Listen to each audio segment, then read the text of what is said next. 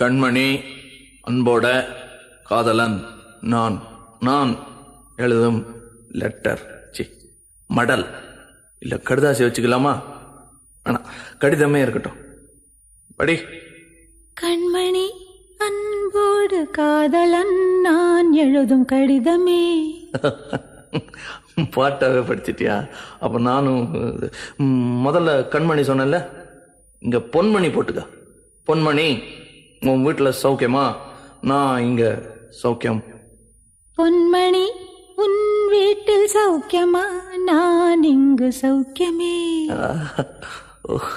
உன்னை நினைச்சு பார்க்கும்போது கவிதை மனசுல அருவி மாதிரி கொட்டுது. ஆனா அதை எழுதணும்னு உக்காந்தா அந்த எழுத்து தான் வார்த்தை.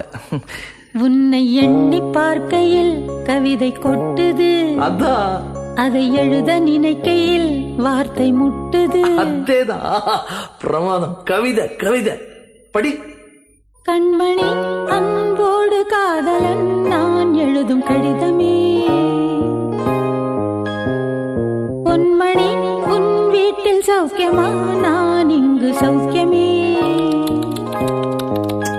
உன்னை எண்ணி பார்க்கையில் கவிதை கொட்டுது, அதை எழுத நினைக்கையில் வார்த்தை முட்டுது. ஓஹோ, கண்மணி அன்போடு காதலன் நான் எழுதும் கடிதமே. பொன்மணி, உன் வீட்டில் சௌக்கியமா? நான் இங்கு சௌக்கியமே.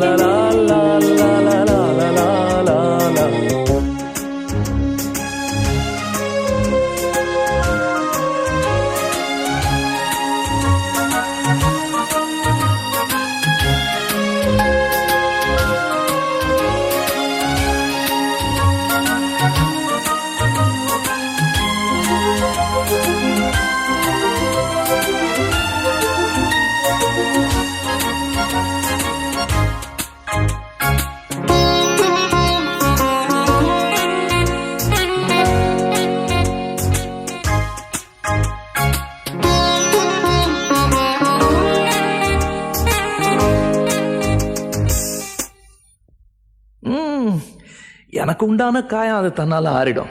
அது என்னமோ தெரியல, என்ன மாயமோ தெரியல, எனக்கு ஒண்ணுமே ஆவறதில்ல. இதையும் எழுதிக்க. நடுவில் நடுவில் மானே தேனே பொன்மானே இதெல்லாம் போட்டுக்கணும். இந்த பாரு, எனக்கு என்ன காயம்னாலும் உன் உடம்பு தாங்கிடும். உன் உடம்பு தாங்குமா? தாங்காது. அபிராமி அபிராமி அபிராமி. அதையும் எழுதணுமா? இது காதல். என் காதல் என்னன்னு சொல்லாம எங்க எங்க அழுகையா வருது. ஆனா நான் அழுது என் சோகம் ஒன்ன தாக்கிடுமோ அப்படின்னு நினைக்கும் போது வர்ற அழுக கூட நின்றுடுது. மனிதர் உணர்ந்து கொள்ள இது மனித காதல் அல்ல, காதல் அல்ல, அதையும் தாண்டி புனிதமானது.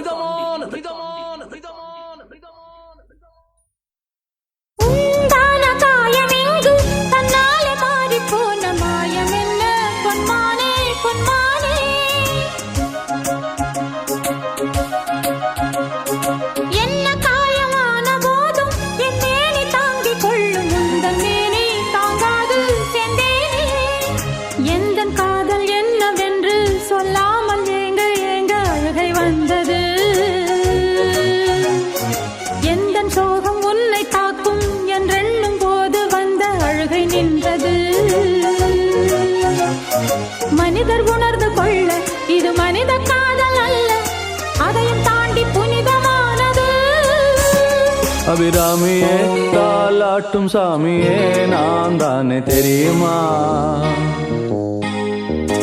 சிவகாமியே, சிவனில் நீயும் பாதியே, அதுவும் உனக்கு புரியுமா? சுபலாலி லாலியே லாலி லாலியே, அபிராமி லாலியே லாலி லாலியே, அபிராமியே, தாலாட்டும் சாமியே, நான் தானே தெரியுமா?